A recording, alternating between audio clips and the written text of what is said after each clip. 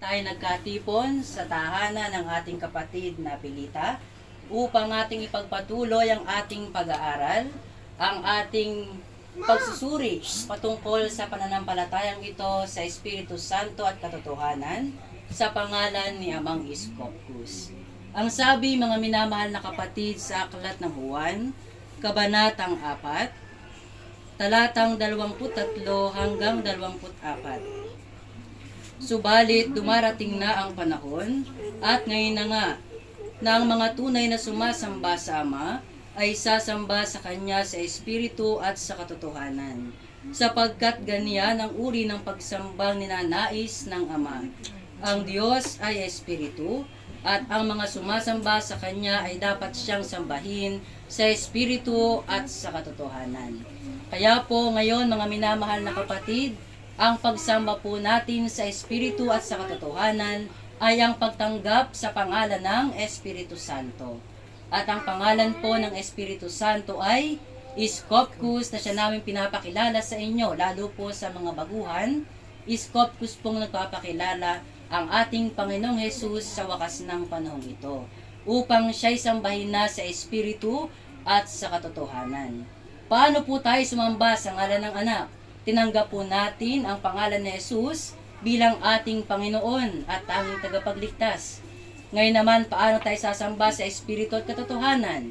Kailangang tanggapin natin ang pangalan ng Espiritu Santo bilang Iskopkus. Ating Ama, mga minamahal na kapatid, Amang Iskopkus, hindi na po Panginoon. Sapagkat sa second mystery, sa ikalawang misteryo, tayo po ay tumatawag sa Diyos ng Panginoon, Panginoon, Lord, Lord. Pero hindi naman po tayo nagpaalipin ay sa Panginoong Hesus.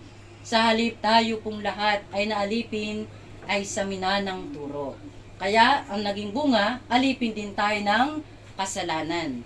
Sapagkat ang mga minanang turo po, yan po halimbawa yung mga prosesyon, nobena, karakol, pagrorosaryo, pagbabasa ng pasyon.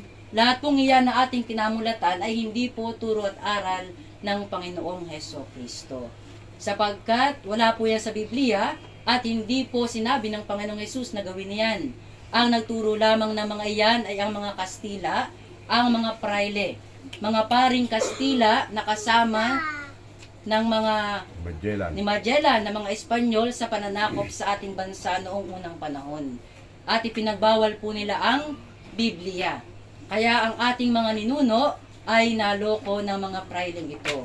Sa halip ng Ebanghelyo ni Kristo ang ituro ay ang mga minanang turo na gaya ng aking nabanggit kanina, ang kanilang ipinasunod sa mga tao.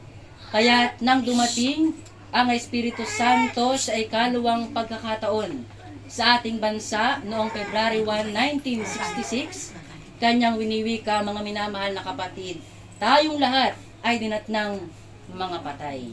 Ang tanong ay bakit? Sapagkat ang ating pananampalataya ay walang kalakip na gawa na ayon sa turo at aral ni Kristo. Gumagawa tayo ayon lamang sa turo at aral ng tao, mga minamahal na kapatid.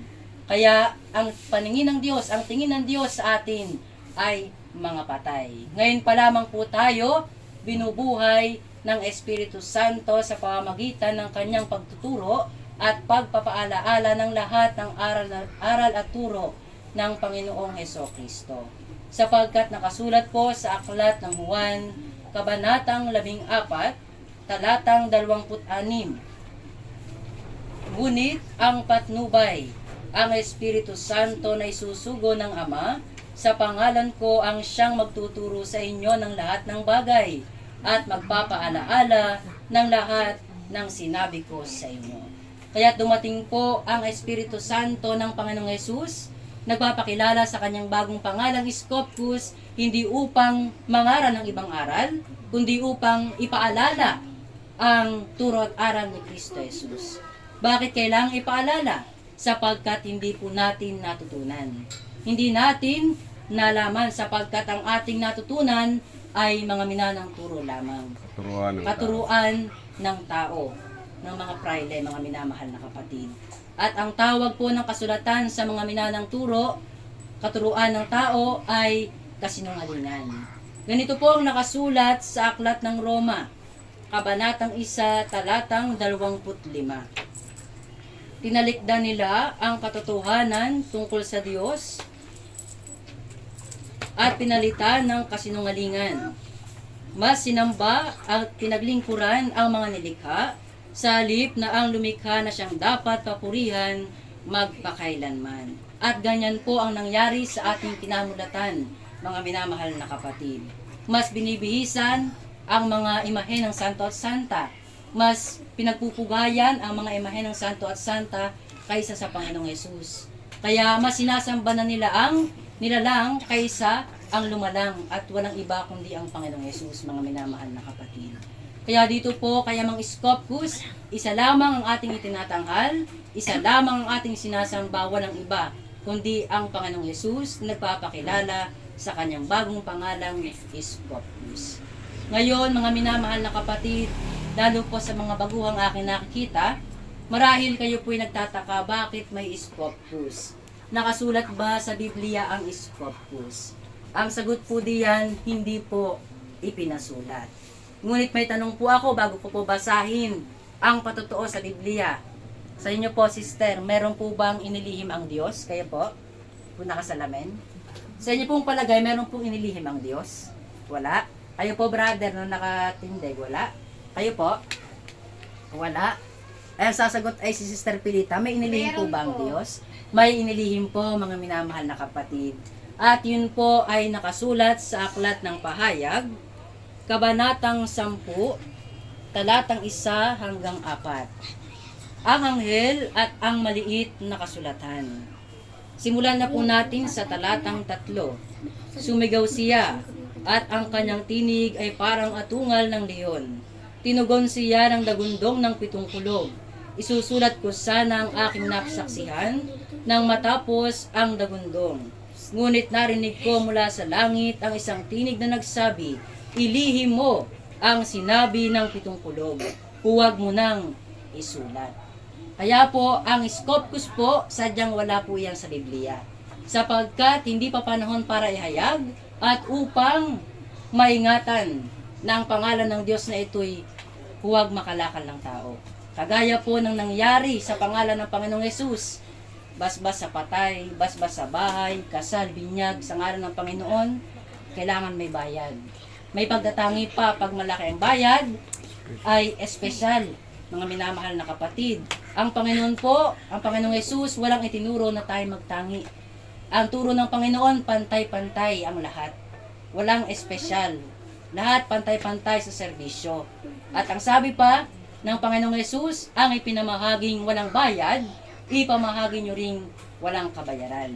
Kaya po dito po, kaya Mang Scopus, lahat po ng aming serbisyo, panggagamot, pagbabasbas, pagmimisa, pangaral, wala pagbibinyag, kasal, wala pong bayad, mga minamahal na kapatid. Sapagkat amin pong sinisikap na masunod ang aral at turo ng Panginoong Yesus. Ang ipinamahaging walang bayad, ipamahagi nyo ring walang kabayaran. Anuman gawin ninyo sa inyong kapwa, huwag kayong hihingi ng anumang kabayaran o kapalit, sapagkat ang inyong amang nasa langit ang gaganti sa lahat ng mabuti nyong ginawa sa inyong kapwa. Kaya po dito, wala rin po kaming sweldo sa aming pangaral, mga minamahal na kapatid. Ang aming pong punong ministro, kahit po siya i-request nyo na magkasal, wala pong bayad. Kahit po siya pa ang pinakamataas sa kongregasyon. Sa ating kinamulatan, subukan nyo po sa second mystery, magpakasal po kayo sa Santo Papa. Tingnan po natin kung gaano kalaki ang inyong ibabayad, mga minamahal na kapatid. O sa obispo man lamang, mga minamahal na kapatid. Pero dito kaya Mang Scopus, wala pong bayad. Basta't mayroong pagkakataon ang mga lingkod na Mang Scopus, kayo po'y paglilingkuran. Upang maipadama ang paglingap bilang kapatid at upang maakay po kayo sa tamang pananampalataya sa turo at aral ng Panginoong Hesus na pinapaalala po ni Mang Scopus. Ngayon ay ano naman ang patotoo na ang Diyos ay magkakaroon ng bagong pangalan. Ganito pa rin po ang nakasulat sa Aklat ng Pahayag, Kabanatang 2, talatang 17. Ang lahat ng may pandinig ay makinig sa sinasabi ng Espiritu sa mga iglesia. Taas po ang kamay ng mga iglesia. Kayo po, sister, iglesia po ba kayo? Sister, kayo po yung po nakasalamin. Iglesia po ba kayo? Sa inyo pong pagkaunawa, iglesia po kayo? Opo. Kayo po, brother? Kayo po, sister, may dalang baby? Iglesia po. Opo, tayo pong lahat na narito ay iglesia ni Kristo. Dahil ayon po sa pagtuturo ng Espiritu Santo, ang iglesia ay salitang Kastila, sa wikang Tagalog ay mananampalataya. Kaya tayo pong lahat na tumatawag, naniniwala sa Panginoong Hesus bilang Panginoon at tagapagligtas natin ay iglesia ni Kristo. Kaya ito po ang kasunod na sinasabi sa talata, ang magtatagumpay ay bibigyan ko ng nakatagong mana. Yung pong nakatagong mana, ayun po tumutukoy sa buhay na walang hanggan, katawang panlangit na hindi na makatitikim ng kamatayan sa anumang uri ng pamamaraan. Ay pagkakaloob po ni Amang Scopus sa magtatagumpay. Tatanggap sa kanyang bagong pangalan at susunod sa aral at turo ng Panginoong Hesus ang siyang magtatagumpay at bibigyan ng dakilang gantimpala. Ang sabi pa, bibigyan ko rin siya ng batong puti. Yun pong batong puti ay pusong malinis. Sapagkat ang gusto po ng Diyos na si Amang Scopus, tanggapin natin ang kanyang bagong pangalan, hindi po sa bibig, hindi sa isip lamang, kundi ay sa puso. At kapag sinabi natin, nasa puso natin ang Diyos, nasa puso natin si Amang Scopus, susunod po tayo sa kanyang kalooban. Dahil ang umiibig sa Diyos ay sumusunod sa kanyang mga utos. Ang sabi pa ay, bibigyan ko rin siya ng isang batong puti na kinasusulatan ng isang bagong pangalan na walang sino mang nakakaalam maliban sa tatanggap niyo. Tinanggap po namin kaya aming nalaman. At ngayon pinapahayag namin sa inyo. At kung inyong matatanggap, malalaman nyo rin at mapagtatanto sa inyong sarili na ito na nga ang bagong pangalan ng Diyos. Yun po mga minamahal na kapatid ay nakasulat sa aklat ng pahayag. At ang aklat po ng pahayag ay nakatakdang mangyari sa ating panahon. Sapagkat ito na po ang wakas ng panahon. Nangyayari po sa atin ang ikatlong misteryo ng Diyos. Sapagkat ang Diyos po, meron po yung tatlong misteryo. Ano po yung tatlong misteryo? Misteryo ng Ama, sa ngalang Jehovah siya nagpakilala sa panahon po ni Moises at ng mga propeta. Noon po siya nagpakilala, naganap na mga kapatid. Sa ngalan ng anak Jesus, siyang nagpakilala. Ang berbo, ang salita ay nagkatawang tao at pumiling sa mga Hudyo upang magbigay ng halimbawa na marapat tularan. Piniling kasangkapan po si Birheng Maria upang mabuo sa kanyang sinapupunan ang katawan ng Diyos upang siya'y magkatawang tao. Naganap na mga minamahal na kapatid. Nakarating sa ating bansa ang Kristyanismo, ang balita tungkol sa Panginoong Hesus, ngunit napalitan ng kasinungalingan ang katotohanan. Napalitan ng katuruan ng tao ang katuruan ni Kristo. Kaya tayo po'y dinatnang mga patay. At dumating ang ikatlong misteryo ng Diyos, buwaba po ang Espiritu Santo sa ating panahon noong February 1, 1966 upang tapusin na ang ikalawang misteryo at simula ng ikatlong misteryo sa ngalan ng Espiritu Santo, Scopus po siyang nagpapakilala. Sa ngalan ng Ama, Jehovah. J. Sa ngalan ng Anak, Jesus. H. Hindi po ba kayo nagtataka bakit ang Ama at ang Anak may pangalan? Ang Espiritu Santo, hindi natin alam ang pangalan. Ngayon pa lang inihayag sa ating panahon, mga minamahal na kapatid. Scopus S. Katuparan at kaganapan ng tatlong letrang J, H, S na atin pong nakikita sa malalaking simbahan na hindi po natin alam ang kahulugan na ang sabi po ng tao, Jesus Human Savior, Jesus Holy Spirit, ngunit dumating ang Espiritu Santo sapagkat nakasulat sa Juan Kabanatang 16, talatang 13. Pagdating ng Espiritu ng katotohanan, tutulungan niya kayong maunawaan ang buong katotohanan. Magwiwika siya ayon sa kanyang narinig at ipapahayag ang mga bagay na darating. Kaya sinabi po ng Espiritu Santo ay pinahayag, ang JHS ay ang inisyal ng kanyang tatlong pangalan sa magkakaibang kapanahunan. Muli, J. Jehovah, H. Jesus, S. Scopus. Yun po ang tatlong pangalan ng Diyos at siya po ay may tatlong misteryo. Ang misteryo po ay salitang Kastila, ibig sabihin sa Tagalog ay hiwaga, mga kapatid. Na kinamulatan natin tatlong persona. Pero papaunawa po sa atin ni Amang Scopus, mali po yung tatlong persona. Dahil ang persona po, salitaring Kastila, sa ating wika Tagalog ay tao. Ang Diyos po, ang Diyos Ama ay Espiritu. Walang buto, walang laman. Ang Diyos Anak, dun lang siya nagkatawang tao bilang Jesus. At ngayon, ang Diyos Espiritu Santo, Espiritu pa rin. Walang buto, walang laman. Kaya ang persona po'y isa lamang. Ngunit siya ay mayroong tatlong misteryo, mga minamahal na kapatid. Kaya po kung makikita nyo ang imahen, ang larawan ng Santo Niño Jesus na wala ng kamay, yun po sa larawan ng Ama, Christ the King, nakaganito po ang kanyang daliri. Hindi po ba kayo napapasal? Bakit nga ba nakaganito? Sa inyo pong palagay, sister, kayo pong nakasalamin ulit. Ano nga pong pangalan po ninyo? Lorilyn po? Lorilyn? Sister Lorilyn. Sa inyo pong palagay, bakit po kaya nakaganito ang mga sa larawan ng Panginoong Jesus, ang kanyang daliri? Wala po kayong idea? Kayo po, brother nakatindig, wala rin po kayong idea. Ano po? Ngunit, ang Espiritu Santo ang papaunawa na ito po'y sumisimbolo sa tatlong misteryo ng Diyos. Hindi po ito peace be with you. Hindi po nakaganon eh. Hindi rin po ito year 2000 magugunaw ang mundo. 2022 na ngayon, hindi pa gunaw mga minamahal na kapatid. Kundi ito po'y tumutukoy sa tatlong misteryo ng Diyos. Misteryo ng Ama o hiwaga ng Diyos Ama sa pangalang Jehovah, panahon ni Moises, naganap na. Misteryos ng Anak, Jesus siyang nagpakilala sa panahon ni Maria at ng mga apostol, naganap na. At misteryo ng Espiritu Santo, sa ating panahon, ginaganap sa pangalan ni Amang Scopus, mga minamahal na kapatid. Sa tatlo pong daliri, alisin na natin yung dalawa. Lima po ito. Alisin natin yung dalawa. Sa tatlo po, Sister Lorilyn, alin po dito ang pinakamahalaga? Lahat po ito mahalaga. Pero alin po sa tatlo ang pinakamahalaga? Ito po? Ito? O ito? Alin po? Ito po? Kayo po? Ito po pangalawa. Sister, kayo po? Alin po ang pinakamahalaga? Ito po? Ito po, tinuruan lang ho ata. Ito po ang pinakamahalaga, mga minamahal na kapatid. Sa practical pong pagpapaliwanag, kapag po kayo hawak, bawa po ito. Yan, ito po.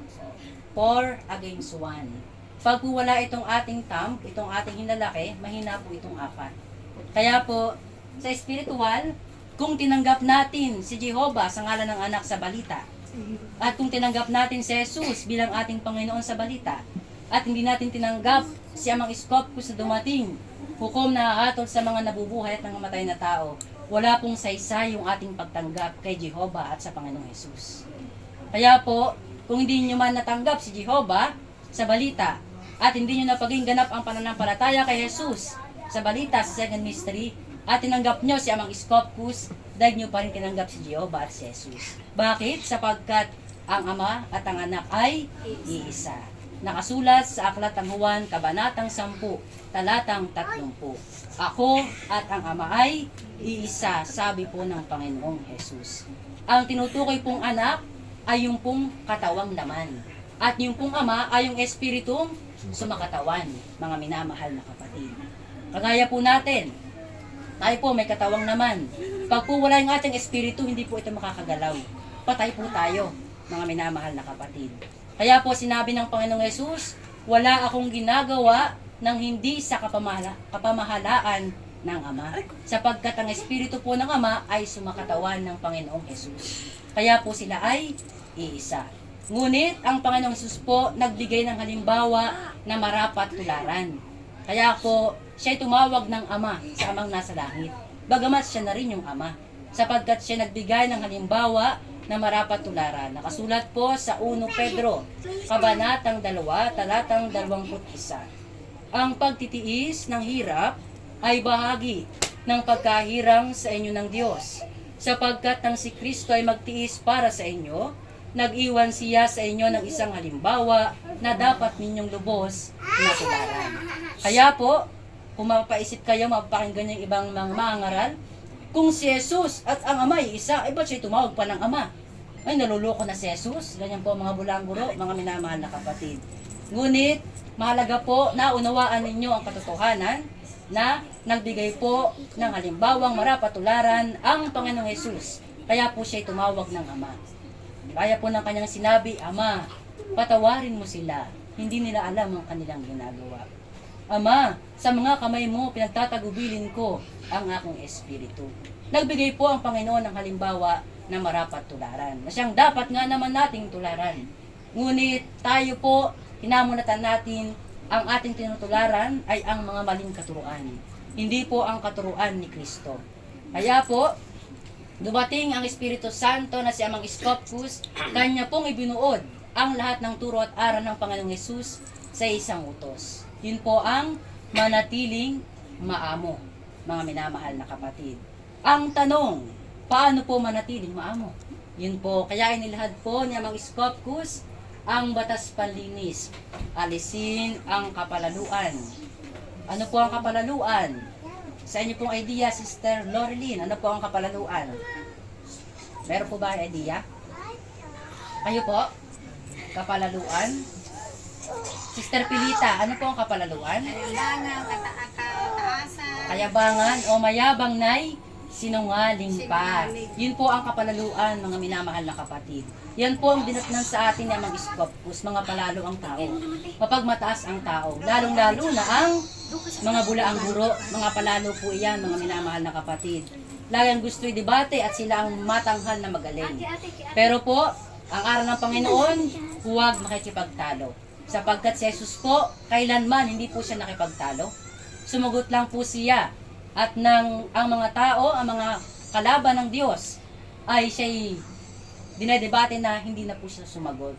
Bagkus siya'y tumahimik na lamang bilang isang maamong kordero. Ang sabi pa sa batas palinis, alisin ang kapalaluan, alisin ang kataasan, alisin ang kaharutan, alisin ang karamutan, alisin ang init ng ulo, alisin ang ngit-ngit sa kapwa-tao. Manatiling maamo, yun po ang pinaka-utos. Huwag hatulan ng kapwa-tao, huwag hamakin ng kapwa-tao, huwag gagawin sa iyong kapwa ang di mo nais gawin sa iyo, at patawarin ang sa iyo ay nagkasala. Kapag nasunod po natin yan, maamo ka nang masasabi. Kasi po ang tao, sinasabing maamo naman ako, hindi naman ako umiimik. Pero sa isip, nagingit-ngit na. Ang puso, nag-aalab ng damdamin. Kung ako'y malaki-laki ang katawan, nabiran na kita. O, di ba ganun po? Pero kapag ikaw ay nagingit-ngit sa iyong kapwa, hindi ka maamo noon, mga minamahal na kapatid. Kaya ngayon pa lang po tayo nabibigyang pagkakataon ng Diyos. Ito po ang huling pagkakataon. Ang habag at away binibigay sa atin ni Amang Scopus. Ang sino mang tatanggap sa kanyang bagong pangalan, mayroon ng kaligtasan. Huwag lang tatalikod. At ang pagsisikapan po natin ay ang buhay na walang hanggan o katawang panlangit na hindi na makatitikim ng kamatayan sa anumang uri ng pamaraan. Ngunit mga kapatid, bago ako magpatuloy, excuse me po muna, dahil tumutulo ang sipon, kaya hala po ako ng panyo. Komersyal lang po, komersyal. Ipagpakapanin niyo po dahil nasirituhan ng bagong taon at kaya malamig din po ang panahon, kaya sinisipon, mga minamahal na kapatid. Pampaano lang po yan, pampa-icebreaker. Ano po? Pagpatuloy po natin ang ating pagtalakay. At ibinigay po, ipinagkaloob po ni Amang Scopus ang 7 handog. Unawa, talino, pag-ibig, pagtitiis, takot sa Diyos, pangaral, at pananampalataya. Yan po ang 7 espiritu ng Diyos na dapat sumaating buong pagkatao. Kapag po nasa atin ang 7 espiritu ng Diyos, masusunod po nating madali ang batas palinis na siyang buod ng turo at aral ni Kristo. Bakit po sinabing 7 espiritu? Sapagkat ayon sa Juan, Kabanatang 6, Talatang 63, ang espiritu ang nagbibigay buhay, hindi ito magagawa ng laman. Ang mga salitang sinabi ko sa inyo ay espiritu, at ito ang nagbibigay buhay. Kaya po ang salita ng Diyos ay espiritu. Ang salita ng Diyos ay katotohanan. Ang salita ng Diyos ay tabak na magkabilay talim. Ang salita ng Diyos ay tubig na nagbibigay buhay. Kaya po, mga minamahal na kapatid, ngayon, 2022 na, ngayon natagpuan natin yung bagong pangalan ni Amang Scopus, ang bagong pangalan ng Panginoong Hesus. Sana ay inyo pong matanggap sa inyong puso sa unti-unting pamamaraan. Sa isang bagong taon, meron po tayong tatanggaping bagong pangalan ni Amang Scopus. Ngunit, hindi po bago ang aral sapagkat pinapaalala lamang niya ang turo at aral ng Panginoong Hesus. Ngayon pa lang po tayo mapagiging ganap ang ating pananampalataya. Sa second mystery, hindi po naging ganap, hindi po naging sakda ng ating pananampalataya. Sapagkat, mas nasunod natin ang turo ng tao. Tatanungin ko po kayo muli, lalo po sa mga bisita natin, kay Sister Loreline at kay kapatid, ano po pangalan? Jandel? Ano po? Kanino po nagmula ang ating pananampalataya? Ang Kristyanismo, ang ating relihiyon. Kanino po nagmula? Sa inyo pong palagay? Sa Panginoon. Kayo po? Sa Panginoong Hesus, tama po mga kapatid. Sapagkat nakasulat sa Hebreo chapter 12 verse 2, ituon natin ang ating paningin kay Hesus na siyang pinagmula ng ating pananampalataya at siya rin ang nagpapasakdal dito. Kaya po, ang ating pananampalataya dapat mapaging sakdal na natin ngayon. Mapaging banal na natin ngayon sa third mystery na, mga minamahal na kapatid. Isang tabi natin ang katuruan ng tao, ang kasinungalingan, at harapin ang katotohanan, ang salita ni Kristo Jesus. Kaya po, mga minamahal na kapatid, nawa sa aming pangaral sa inyo at pamamahayag tungkol kay Amang Scopus, ay madama ninyo na ang Diyos ay atin ng kapiling. Siya po ay gumagamit ng mga kasangkapan, nagpaparamdam, nagwiwika, nagmensahe, gumagamit ng mga saserdote na hindi siya kinakalakal, mga minamahal na kapatid. Dahil dito nga po kay Amang Scopus, lahat po ng aming serbisyo ay walang bayad. Lahat po ng mga ministro ni Amang Scopus, wala pong sweldo, walang allowance, mga minamahal na kapatid. Hirap, sakit at pagtitiis ang aming puhunan dito, sapagkat ang nais namin hindi ito material na bagay. Ano po ito mga kapatid? Sister Lauren, ano po ito? Daliri. Daliri, ano po? Pero sumisimbolo sa pera. Ano po mga kapatid? Sabi natin po ng ministro, daliri daw. Tama, pero sumisimbolo sa pera. Hindi po ito ang hangad namin gantimpala. Bagamat kailangan natin ng pera bilang tao, dahil tayo nasa buhay na ito, mas rin natin yung gantimpalang ibibigay ni Amang Scopus sa sino mang susunod kay Kristo Jesus, sa hirap, sakit at pagtitiis. Kaya po kami kahit nagugutom, kita nyo't namayat na, ang bang lingkod? Lang po, sa pulpo ako'y payat. Sa pulpo ako'y payat, mga minamahal na kapatid. Pero sa pagmamahal ni Amang Scopus, hindi siya tumitingin sa panlabas na anyo, ang tinitingnan niya yung puso. Nilingap ni Amang Scopus tayo, ano man ang ating kapintasan, ano man ang ating mga kasalanan, tinawag tayo ni Amang Scopus at handa niyang patawarin ang lahat ng iyon kung tayo tatanggap ng buong puso sa kanyang bagong pangalan.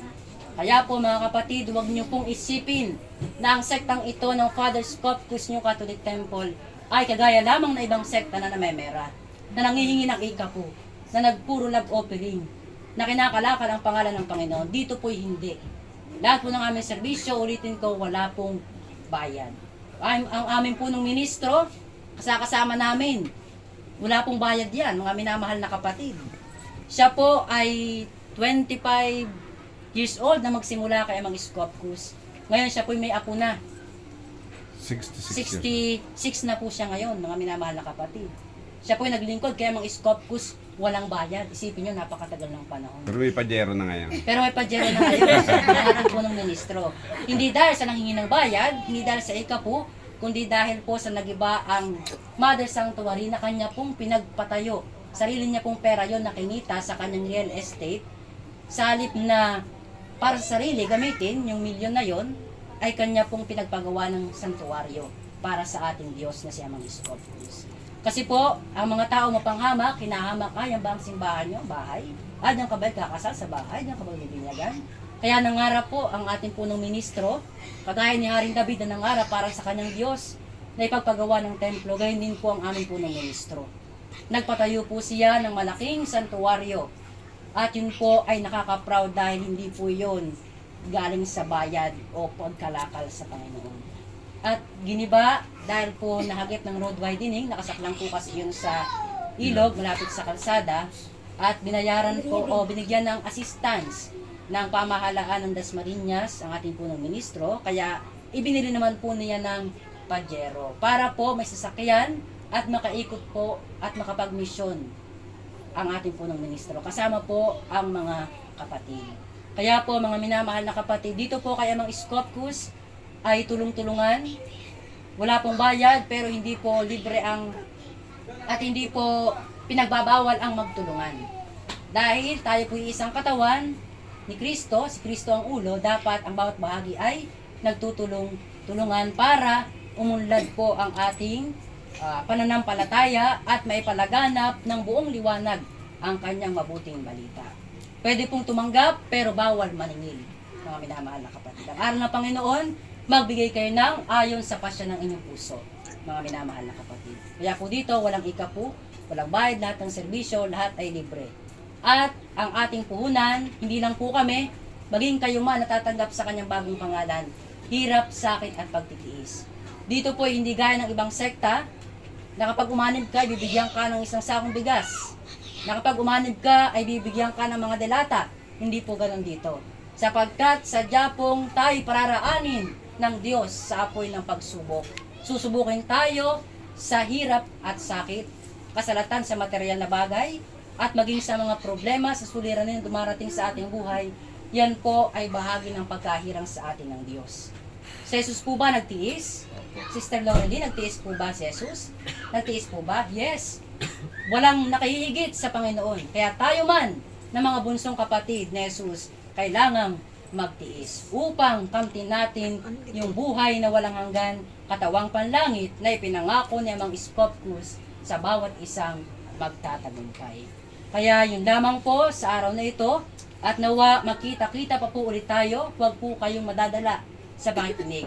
Bagamat ang nasa inyong harapan ay hindi po kagwapuhan at hindi po kakisiga na gaya ng inyong iniisip sa ibang samahan na mga ministro ay mga gwapo, lagi niyo pong isipin Boy, na gwapo rin dito ba? gwapo po, lalo po ang ating punong ministro. Ano po? Pero hindi po lahat ay gwapo, nagaya ng punong ministro o mapuputi. Dahil po hirap sakit pagtitiis. Ano po? Kami po lalakad sa bukid, hindi po kami nakakabili ng lotion kasi ay mainitan, iitim lang din naman po mga minamahal na kapatid. Ano po? Kaya sabi nga rin po sa aral, kalimutan mo ang iyong sarili at mangarap kay para sa Diyos at para sa iyong kapwa. At ang Diyos ang mangarap para sa iyo. Kaya, mga minamahal na kapatid, yun lamang po. At kung sasabihin po ba kayo, hindi na raw pinasalita ang ating punong ministro. Bago po ako matapos, ay akin pong papakilala ang aming butihing punong ministro na si Reverend Minister Heriberto Canantabing. Siya po ay taga Dasmariñas, Cavite, kasama ang kanyang kabiyak na si Sister Carolina Balubartabing. Kasama po namin ang Provincial Minister at Future OIC ng Cavite, si Reverend Minister Van Vincent Salapare, si Minister Benson Ramilo, si Sister Elder Telma Lerit, ang former sanctuary administrator ng Mother Sanctuary.